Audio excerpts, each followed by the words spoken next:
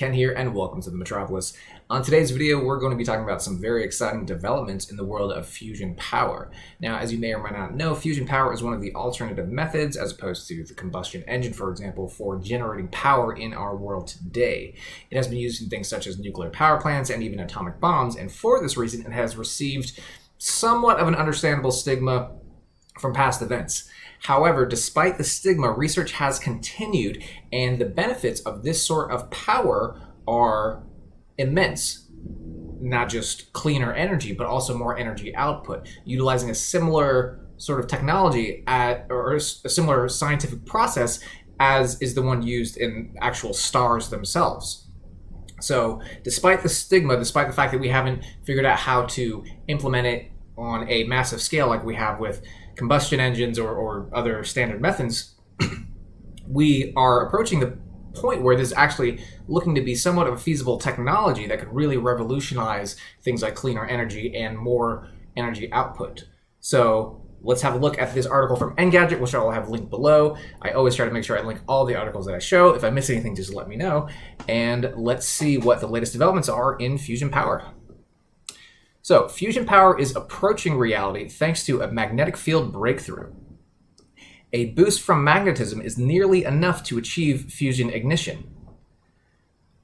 Article goes on to say, fusion power may be a more realistic prospect than you think.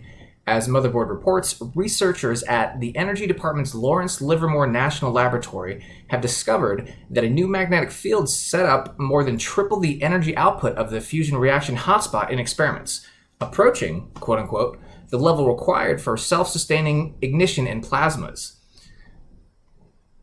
The field was particularly effective at trapping heat within the hotspot, boosting the energy yield. Always sounds like a good thing to boost the energy yield in your energy system. Why not?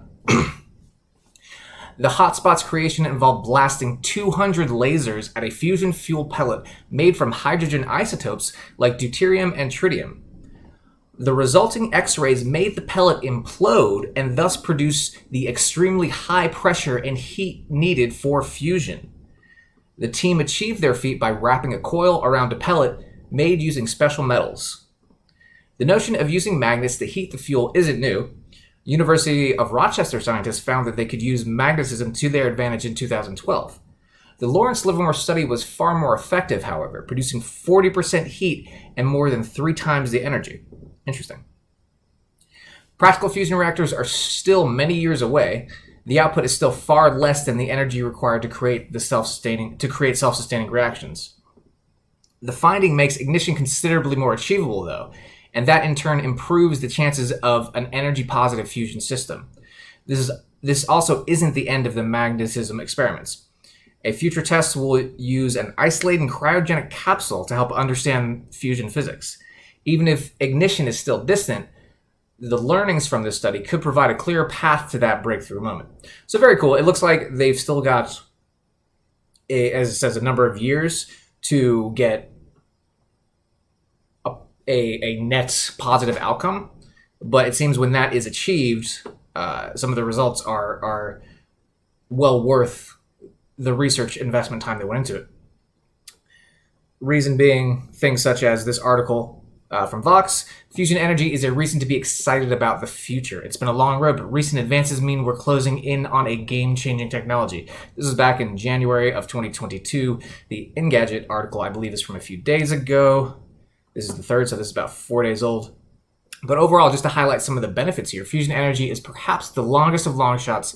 To build a fusion reactor is essentially to create an artificial star, which is just intellectually an amazing concept. The thing that is literally one of the life givers in our solar system, in our universe, our personal one, besides water and things of that nature. Scientists have been studying the physics of fusion for a century and working to harness the process for decades. Yet almost every time researchers make an advance, the goalpost seems to recede even further in distance. Still, the enormous potential of fusion makes it hard to ignore. It's a technology that could safely provide an immense and steady torrent of electricity harnessing abundant fuel made from seawater. That's crazy. We have a lot of that. To ignite the same reaction that powers the sun. It will produce no greenhouse gases and minimal waste compared to conventional energy sources. So, very cool stuff.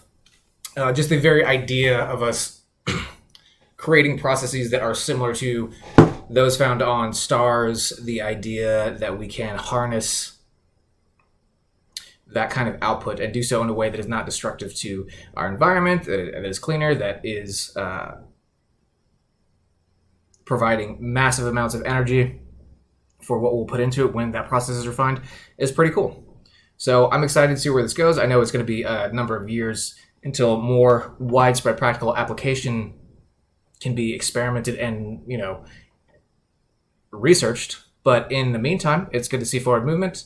What did you think about this? Are you one of those people who has seen Chernobyl documentaries and just does not want any sort of fusion power? Are you more open-minded to it? Are you indifferent? Let me know in the comments below, and I'll talk to you soon. Cheers.